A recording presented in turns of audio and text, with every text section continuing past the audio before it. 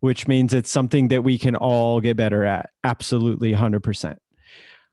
I also think you can make a strong argument that learning is the best skill because if you become a better learner, you can adapt, you can deal with change, you can acquire new skills. I think great learners are the people that thrive in really any industry.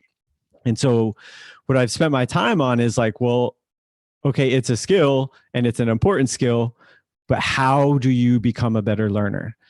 There's a lot of things that we could talk about, a lot. But today I just want to zoom in on like one or two key principles that I believe are the like sort of the building blocks to becoming a better learner. So like 3 years ago, we had a family get together and we had some friends and family, and it was like a 3-day thing. We're at day 3. We're super bored. There's no more games to play. And I'm sitting on a couch next to my family friend. His name is Leighton. He's 6 years old. And so we're sitting on the couch, super bored, and I decide to show off. And I show him this trick. It's called quarter catching. You put a quarter on your elbow and you swing your hand down really fast and you try to catch it before it hits the ground. It's honestly pretty easy to do, but it looks cool. It's a terrific way to impress a 6-year-old. So I do this a couple times. He legit thinks I'm magic. He's like, oh, you got to show me how to do this. So I do it 3 more times. He can't even stand it. He jumps off the couch. He grabs the quarter from me. He's like, my turn. So he puts the quarter on his arm. Attempt number 1. He swings his hand down, super weird. Boom, completely misses. It falls to the ground. Okay, no big deal. He picks it up. Attempt number 2. This time he swings his hand down super fast and smacks the quarter across the room into the wall. Goes and gets it. Back on the arm. Attempt 3. Swing and a miss. 3 tries, no catches. There was no 4th try. After the 3rd drop, he goes, that's dumb, and went back to the couch. I know this seems like a simple story, but it can teach us so much about the learning process. I think the first lesson is obvious. In order to get good at something, we not only have to take, but we have to sustain action that takes place out of our comfort zone. And that's exactly what was happening. Like he was taking action outside of his comfort zone. He's learning a new trick. It involves some struggle and mistakes. But the part that he missed is he didn't sustain it. Like 3 drops, I'm out. So in order to learn to catch the quarter, he needs to sustain more of that action. He needs to struggle a bit more and be uncomfortable a bit more. Okay, that's obvious. But my question to you, and I want to open it up into the chat, why did he stop? Because even if you asked him, a 6-year-old, hey, what do you think you need to do to learn this? He would say, oh, I probably have to try it a bunch of times. And you'd say, do you think more than 3? And he'd say, yeah. So even 6-year-olds know what I've just told you. But my question is, why did he go back to the couch? Why did he stop after 3 tries? Anyone want to guess in the chat?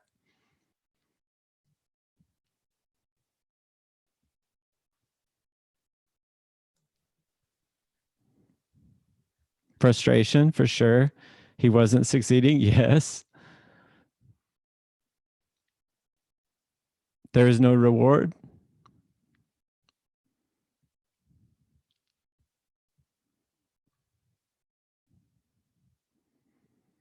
There's probably like dozens of reasons that he stopped. And in thinking about this for a really, really long time, I think we can funnel it down to 2 core things that sent him back to the couch. Stories, and sometimes people call these stories like limiting beliefs, like I can't learn that, I can't do that, and fear. The fear kind of manifests in a lot of different ways. It's like the fear of the struggle, the fear of looking bad, the fear of like being judged while you're looking bad. I think these are 2 huge enemies to getting better at stuff, 2 huge enemies to learning that everyone has to deal with. And I think those are the 2 big reasons he went back to the couch. Stories and fear fascinate me because, yes, they're two big obstacles to learning, but they're universal, and we have them even when we're 6. So think about what his story was in this scenario. His story was, I can't learn this. Now, underneath it could be, I'm not magic like Trevor, or I'm too young, but the big overarching story is, I can't. And I think it's also easy to see how fear was at play in this scenario. The fear was, I hate that I can't catch this. I hate that I keep messing up. Stories and fear work together, send him back to the couch.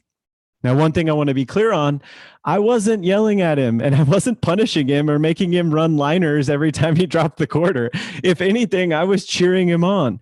But it was that internal narrative, that internal fear that sent him back to the couch. All right.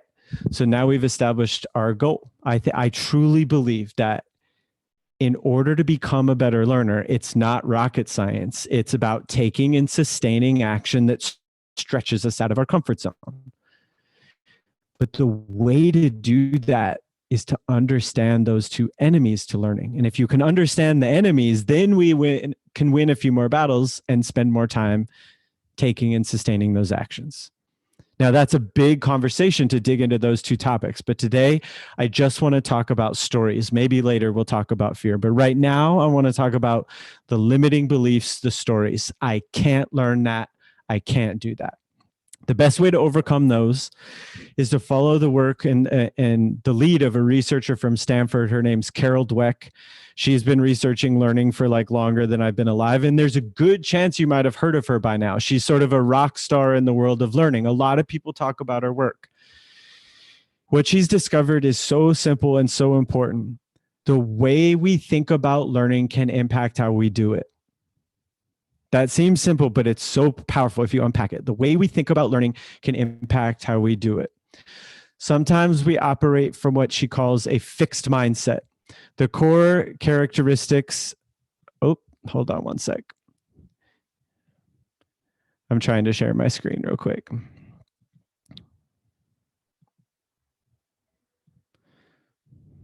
Can you see that? Good. Core characteristics of a fixed mindset. It's the idea that we sort of have the skills we have and can't really change them. It's the idea that some people are like born to be good with numbers. Other people could never build that skill. Some people are born to be leaders and other people could never build that skill.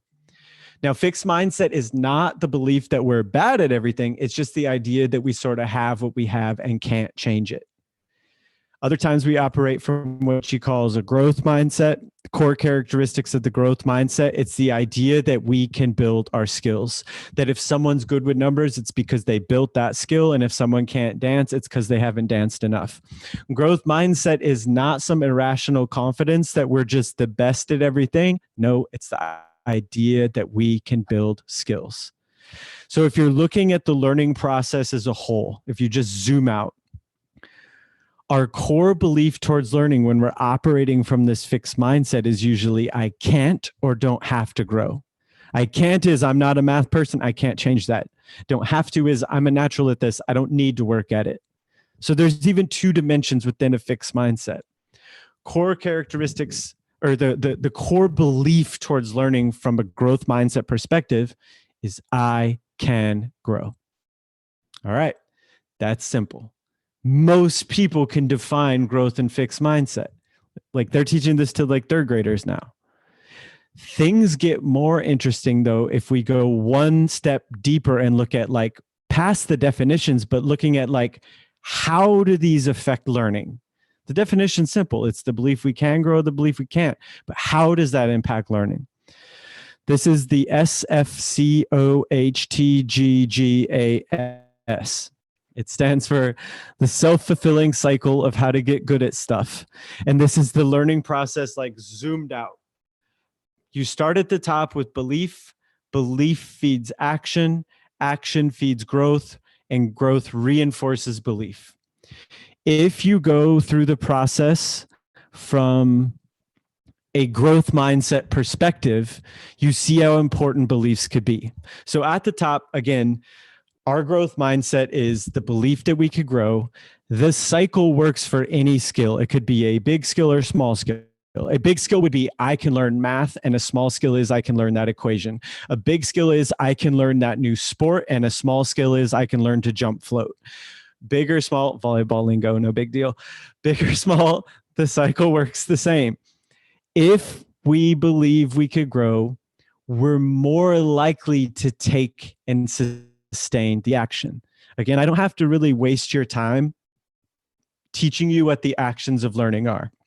You know that. You could ask a 5-year-old, what are the things that help you grow? They'd say, you have to practice, learn from your mistakes, listen to feedback, try new stuff. No kidding. But what we're saying is that belief can fuel that action. And over time, if we take and sustain that action, we're more likely to see growth, which can confirm the belief, yep, I was right, I could grow, and I can pick up momentum and continue through the cycle. It's called the self-fulfilling cycle because the thing at the top becomes true, which is great when we're operating in a growth mindset. I believe I can learn that new sport. I practice. I stay patient. I struggle. I learn the new sport. The belief becomes true. I believe I can learn math. I practice. I struggle. I experiment. I get better at math. The growth mindset is self-fulfilling. Now, this isn't just saying like, oh yeah, if you believe it happens. It's saying, no, the belief can fuel the action, and then over time, it's more likely to become true. The scary and the sad side of the cycle, the fixed mindset side of the cycle, is also self-fulfilling. Think about the same exact cycle, belief, action, growth, but from the fixed mindset perspective. From the fixed mindset perspective, at the top of the cycle, we have our stories, the limiting beliefs. I can't learn math. I can't learn that equation. I could never play that sport. I could never learn to jump float. The fixed mindset stories rob me of the action. And if the action's gone, of course, the growth is gone. If we're missing the fuel at the top, the whole cycle falls apart. This is why my grandma can't use this. She looks at this thing and she goes, nope, no way. There's no chance. Obviously, that's a strong fixed mindset towards this.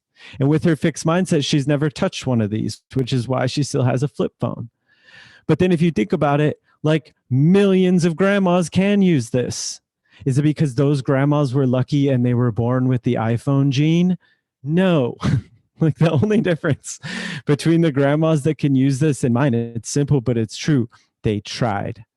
And they tried because they looked at this with a little more curiosity, a little more of a growth mindset. They go, how does that work? They figure out how to open it up. They send you weird emoji texts, but pretty soon they can use the stupid phone. It wasn't magic. They tried. We said that the growth mindset side of the cycle is self-fulfilling. When we believe we could grow, we're more likely to grow. The fixed mindset side is also self-fulfilling. If we don't believe we can learn something, we're probably not going to learn it. It's not magic. It's if we don't believe we can learn it, we're probably not going to sustain the action towards it. And if we don't sustain the action, of course, we don't learn it. Now, everyone laughs when I give my grandma example, and I'm allowed to make fun of her because she signed the waiver. But everyone on this call, me included, we do the same thing my grandma does with skills that are way more important than this thing. Every single one of us. You could run any skill through this cycle and the mechanics work the same. Like what if when I'm a third grader, my dad tells me I'm not a math person? That's a common story. Think about if I adopt that story, how that would shape my action. Every test, every assignment, that narrative is in my head. It's robbing me of action and practice and reps. And over time, it becomes true. I believe I'm not a math person. I don't really engage with that subject. I become not a math person. I believe I'm not a people person. I avoid interacting with people. Without the reps and practice, I become not a people person. It's the self-fulfilling cycle. And this is illustrating how powerful our growth mindsets can be, how fueling they can be, and how important they are in the learning process, and how sort of scary our fixed mindset stories can be in the learning process. Now, I'm not trying to shame anyone. It's like we all have limiting beliefs and stories, every single one of us. If we had like all night together, we could each list dozens, maybe hundreds of limiting beliefs and stories we have. Usually they're things we pick up on when we're younger and they're reinforced as we grow older. The cool thing is we can change them.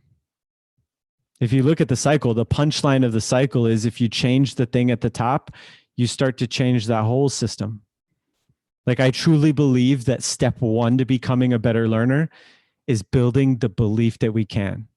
I think at the heart of any change, any sort of learning endeavor is the belief that we can grow.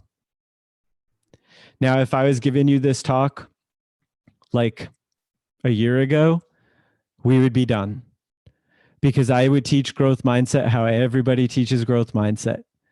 I would tell you what it is. I would tell you that it matters. And then I would tell you to have one. And that's what everyone does. Might even put a poster on the wall. Growth mindset's really important. You should have one. Boom, poster. We're done. You don't need some bald guy with a microphone telling you you can grow. We can learn to build it ourselves. Because once we learn to build it ourselves, that's a more sustainable approach anyways. We're not dependent on people telling us what we can learn or can't learn. We can win battles here and build it ourselves. And so I want to zip through this. I'm trying to keep this short, but I do think this is like the key to this whole talk. 3 tools that can help you build a growth mindset within yourself. Tool number 1, we're going to do it together right now. Reflect. 22 seconds on the clock. In the chat, you have to share 2 things you're good at. 22 seconds on the clock. In the chat, 2 things you're good at. Ready, set, go.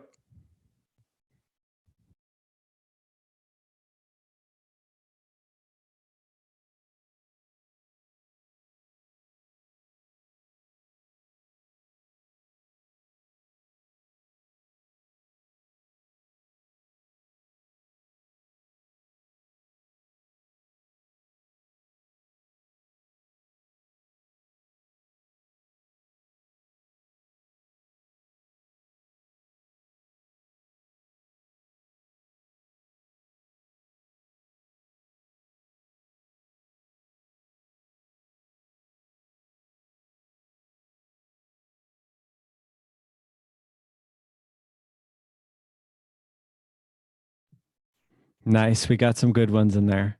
So it's kind of funny when we do this workshop in person, the same thing kind of happens, but it's even more pronounced in person. So the same thing happens no matter what group that I work with. I go, all right, 22 seconds. You got to share 2 things you're good at. And I can see it here, but especially in person, you can see in people's face, there's like a pause and they're like, wait, am I good at stuff? And the answer to that question is like, absolutely, yes, you are. And that is a big problem with the learning process that we have to upgrade. We are all growing and learning every week, every month, every year. We're learning all the time. Yet sometimes we just don't recognize the growth and sometimes we don't give ourselves credit for it. You could go through every single thing in the chat right there. And that's a wide range of skills. But they all have 2 things in common. Once upon a time, you weren't as good at that thing as you are now. And that was changed through experience and practice and experimentation, which is proof that you learned the thing. You developed it. You earned that. And I know this seems like a simple brainstorm, but I think there's a lot of power underneath it. Remember the belief we're trying to build, the essence of a growth mindset. It's the belief that we could grow. I believe I could grow. And this is a backdoor way of reinforcing it. I believe I can learn stuff because I have learned stuff. And I think especially as athletes, like the proof that you're a great learner is everywhere. You wouldn't be on this call if you weren't a great learner. You've developed and earned so many skills and you're so good at so many things, which is proof that you could continue to learn new stuff. And so sometimes it's good to just take a second and look backwards and give ourselves credit for like all of the amazing leaps and learning that we've done. Another thing we could do is look forward and learn new stuff. So tool number 2 to build a growth mindset is learn new stuff. My brother, he's a volleyball coach as well. He did this with his team and he's a psychology professor. He did this with his students. But there was a middle school in Kansas City and they did this project and they called it the Anti-Talent Show. So All of the students and the teachers at the middle school had to pick something that they couldn't do. And then they had 2 weeks to practice, and they held the anti-talent show. So some students learned to juggle, and some learned to skateboard, and some learned to like paint, and some learned to recite poetry. And at the end of 2 weeks, no one was an expert at their skill, but almost every student could do it. And you see, the overarching lesson of the project is if you practice, you could grow. Not just telling the students to have a growth mindset, but setting up a scenario where they got to see the progress themselves. I couldn't do this, now I could. Now, am I saying you need to go learn to juggle? No. But I'm saying if sometimes you recognize yourself sliding into a fixed mindset, a good way to interrupt that system is to learn something new. It's a reminder, I could grow. Which brings us to the third tool. Understanding the research of neuroplasticity. And that's a big word, but you could argue like that's the core of all learning. So neuro is brain, plasticity means it can change. This is the research of how, when we learn, our brains actually physically change when we learn. Our brain is a series of circuits and pathways, and anytime we do something, we fire a pathway. And if we fire a pathway enough times in the right way, our brain will reinforce that circuit and we can actually fire it better. So the neuroscientists say what fires together wires together. That is the science of how we build a skill. Skills are not muscle memory. Skills live in the brain. Skills are pathways that we fired over time. And when we fire it enough, it feels like muscle memory, but that's just the circuit that's been built up in our brain.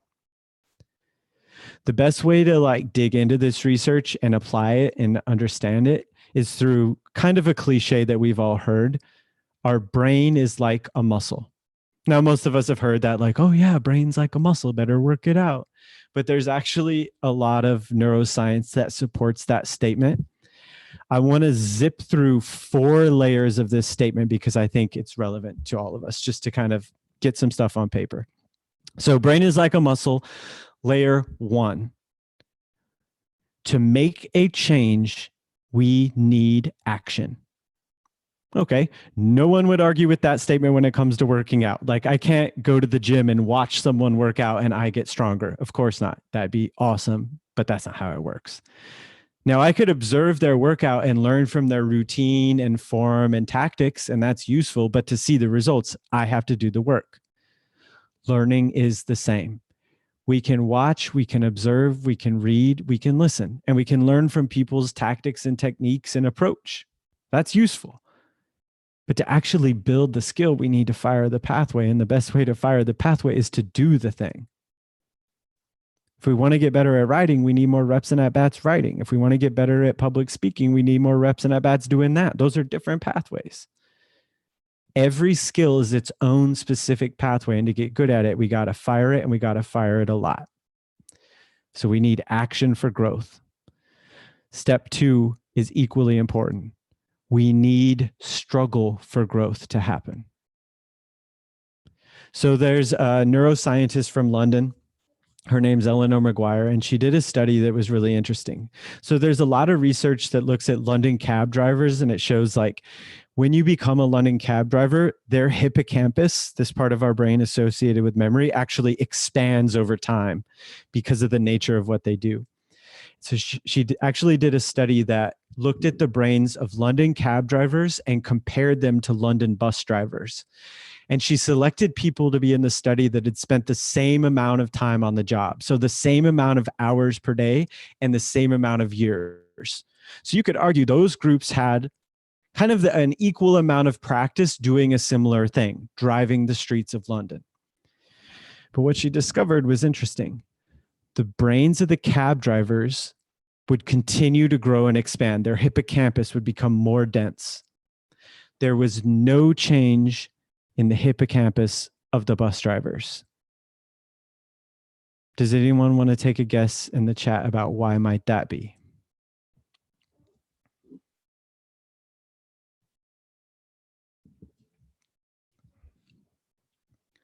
Boom, got him.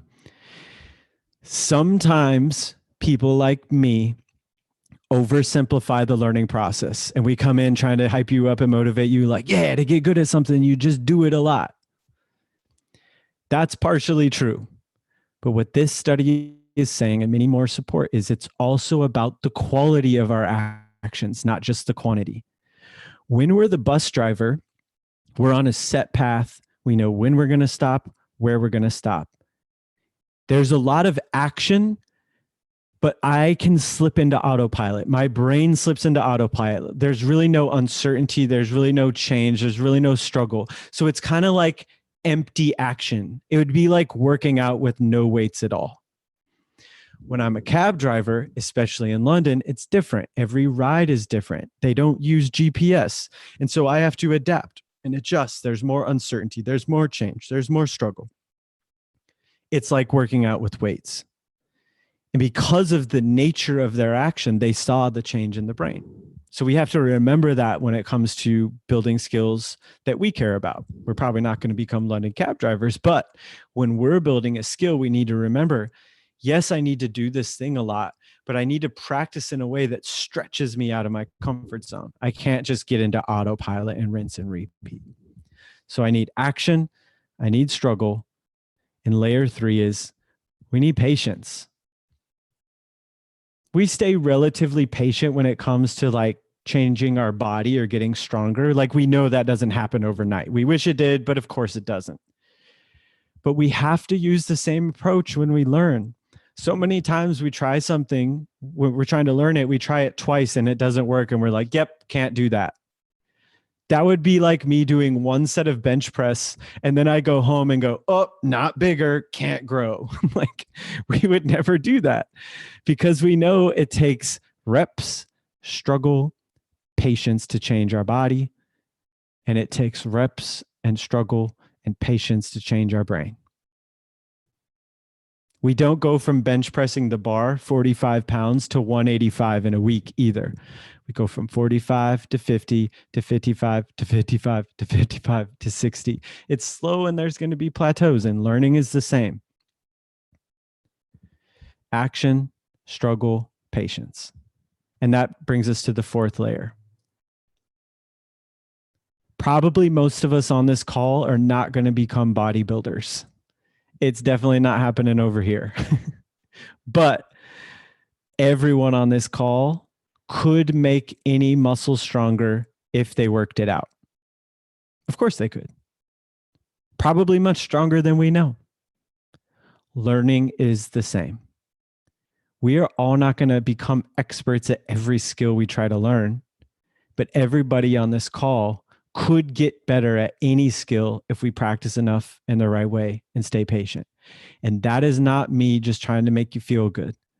That is what decades of research says about the learning process. I have a quick video I'd like to share with you.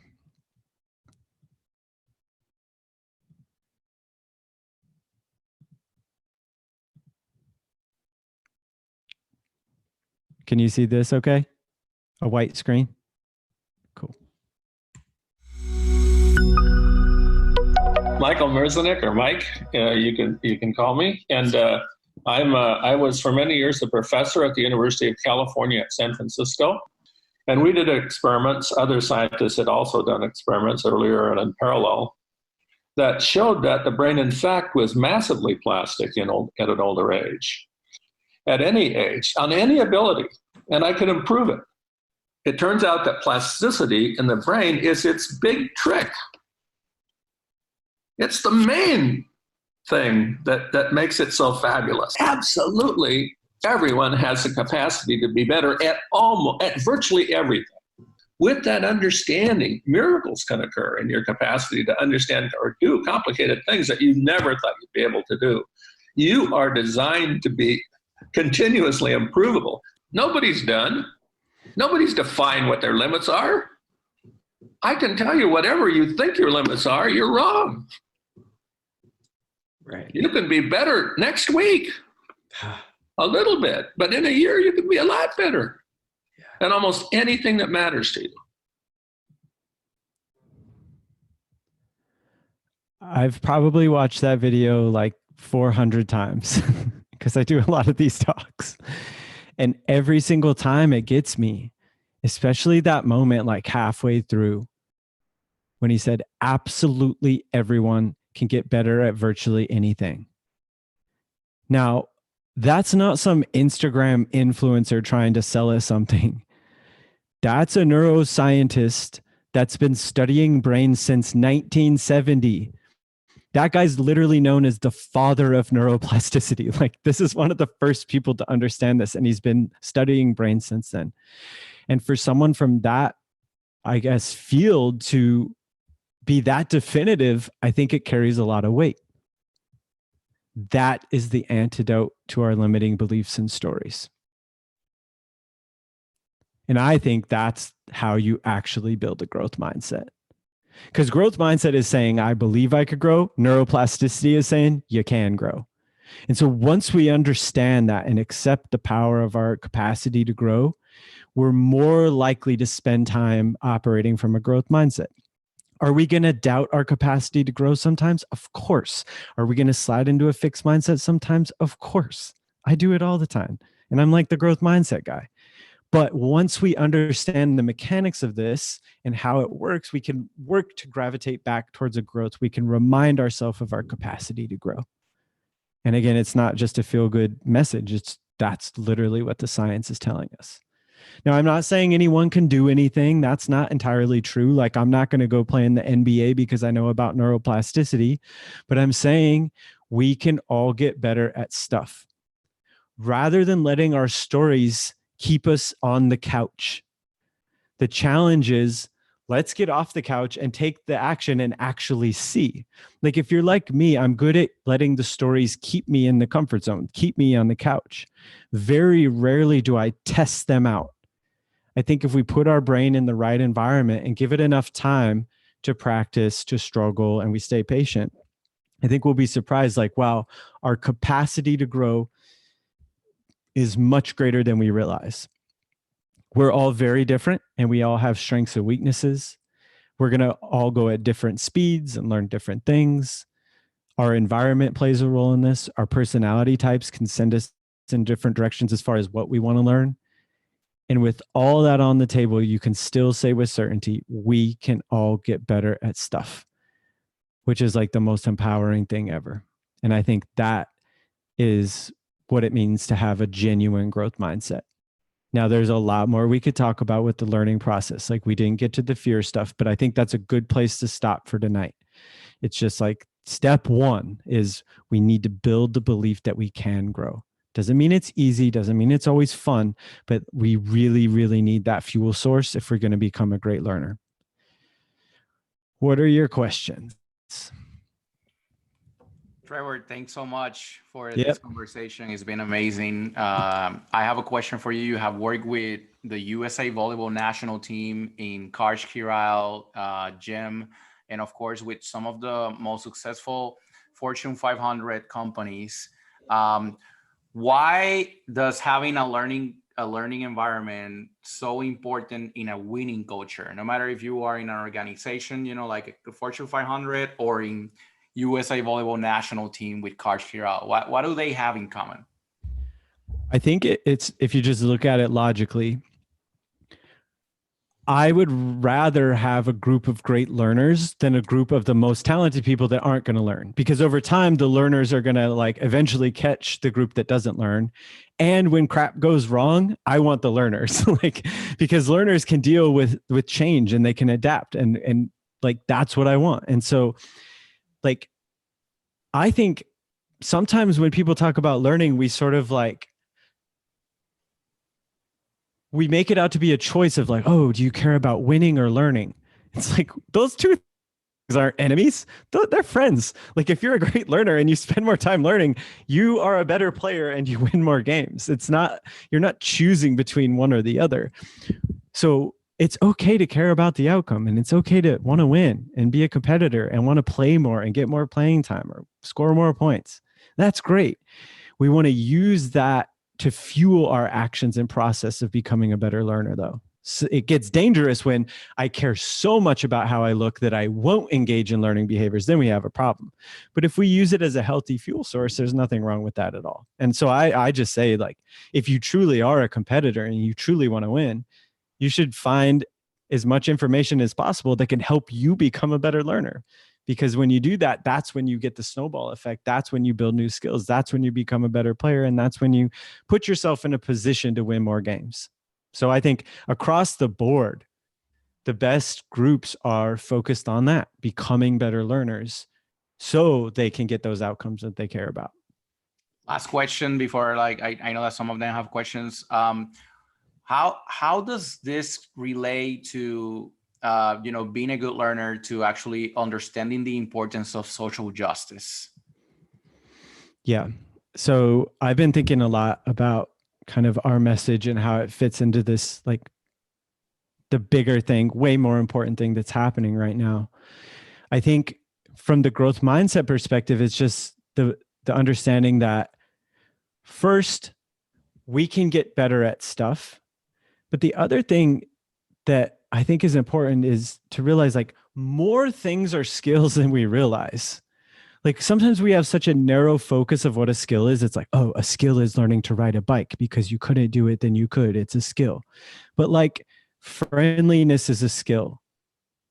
Being a great teammate is a skill. Being a leader is a skill. Being able to receive feedback is a skill. Being able to have tough conversations is a skill. Like, those are learnable things that we can improve on.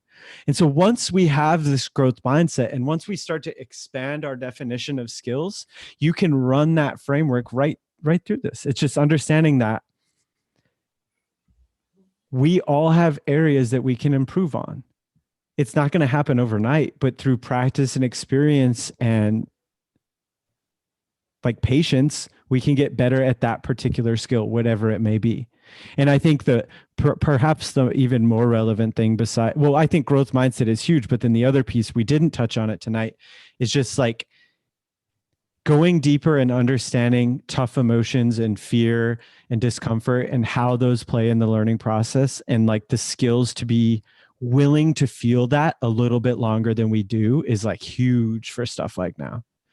Because so many times it's like the way we're trained is like, oh, it's bad to feel uncomfortable. Discomfort's bad. It's bad to feel fear. It's bad to be nervous. And so when we're ever in a situation where we feel those tough emotions, it's like, yeah, I'm out. But if you can learn the science of like how to deal with those and how to feel those, it can help you stay in that conversation or in that learning journey a bit longer and eventually get to like that aha moment. Like, think of it like dancing. It's like, okay, I want to get better at dancing. Step one is I need to believe that I can. And step two is I need to be willing to feel weird. And if I can get that 1-2 punch, I'm more likely to dance longer. And if I dance a little bit longer, I could get better. So it's that belief and the willingness to feel. That's, I believe, like the most important 1-2 punch for any learning journey. Thank you, Trevor. I believe we have a question here. Oh, again, Trevor already explained it. Yeah, layer number 4. Yeah, I forgot to keep my numbering system. It's like layer 1 is we need action. Layer 2 is we need struggle. Layer 3 is patience. Layer 4 is kind of the different one, but it's just saying like, yeah, just like we can build any muscle, we could build any skill. Awesome. Anyone else, ladies?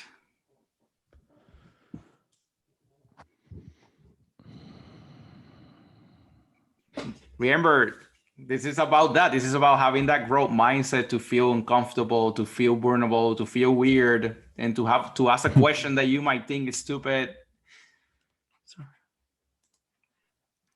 Oh, helping a teammate. So this is great. This is a great question to end on. And I hope we have other conversations like later on. I'd love to talk about more stuff with you guys. But this one's a nice ender. So a lot of the groups that I work with are leaders, or every person I work with somehow operates on a team. So like, how do we help others? Now, there are some conversations we can have and we can help them like verbally, but one of the most underrated things we could do is model. So remember the anti-talent show that the middle school did? I visited the school after they did the anti-talent show. And I was like sitting in a classroom with like 24 seventh graders. And I was like, what's the best part of the anti-talent show? And they were like bragging about the skills that they learned. And some of them were showing me. And I'm going around the room. This little girl in the corner, she raises her hand and she goes, the best part of the anti-talent show for me was that I got to see my teacher and classmates struggle. And that helped me feel like it's okay for me to struggle too. Dang. Like that's huge. Now the teacher was learning a different skill than the student. So it wasn't like the teacher modeling how to ride a skateboard or whatever. The teacher was modeling something deeper. These learning behaviors, the willingness to struggle, to experiment, to try something new. I think our actions have a bigger impact on the people around us than we realize. And so one of the most important things we could do to improve the learning environment is for all of us to commit to engaging in more learning behaviors ourselves, because that is like the biggest snowball effect that you could see. Because every time one of us does it and steps out and we're trying something new, we're hungry to grow, we're struggling, or we're dealing with adversity or a setback, it's now safer for the people next to me to do the same. So each one of us can help us engage and sustain in these actions a bit more. So that's like one of the most important things we could do is like walk in the walk and put these actions on display. It's not always easy to do, but that might be the best thing we could do. USA Volleyball, they call it declarations. Like every couple of weeks, they write something on their whiteboard. This is what I'm learning this 2 weeks. And the coaches do it too. So everyone's becoming more hungry learners and like putting those actions on display. And that's starting to build up this psychological safety we need to where we feel like it's okay for us to struggle too. And so I would highly recommend that. There's a lot of other things we could do, but that's the best short answer and the most bang for your buck is like model this big time. Like USA Volleyball is a great example of that.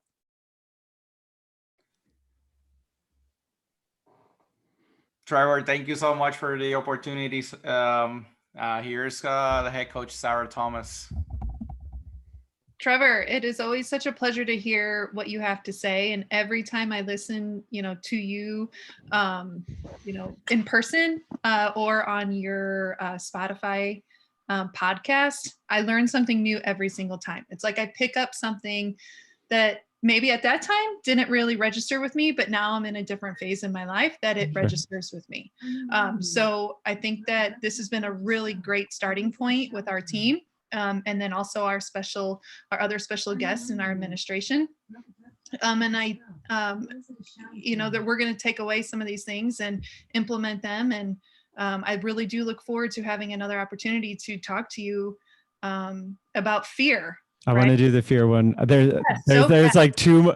We could do the fear one, and then I'll add another. I'm working on a new 10-minute bit that I think is relevant for athletes too. So I'm down anytime. That'd be great. So on Tuesdays, we're doing this leadership school. So you will definitely look forward to having you back. Text me. We'll make it happen. Sweet. Okay. And Kirsten, Tom, and Cindy, thank you very much for joining. Appreciate you guys as well.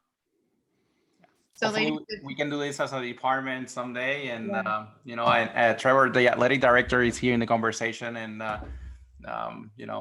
we asked him to be with us today. So that's why I wore my fancy clothes.